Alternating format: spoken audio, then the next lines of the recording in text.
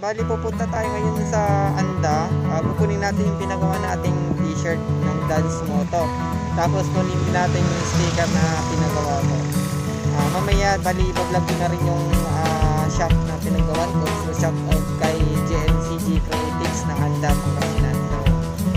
So, magandang hapon. Bali, dito na tayo ngayon sa Anda. Bali, dito tayo ngayon sa may Creative JNCG Creatives. So, dito natin pinagawa yung ating damit. Ganun sa my sticker. So, titignan natin kung ano yung pinagawa natin t-shirt. So, yun po yung ano na pinagawa na t-shirt ng Dance Moto. Tara, titignan natin kung ano yung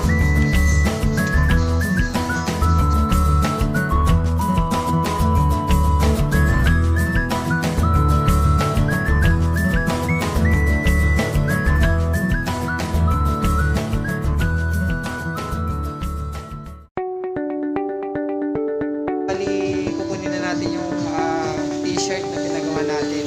So, grabe, napakabilis kasi kagabi lang natin siya nilayout yung ating logo. So, titignan natin kung ano yung kakalabasan ng ating pinagawang ano na. Ayun na po pala. So, yan yung sample pa lang. Bali, pag may budget tayo, o ano, ayan. So, yan po yung likod. Ayan. So, shout out po sa shop na ito. So, JNCG Creatives. Ayan, so doon po sa mga gustong magpagawa ng mga kanilang mga t-shirt, damit, mga sticker, punta lang po kayo dito sa may Anda, ano?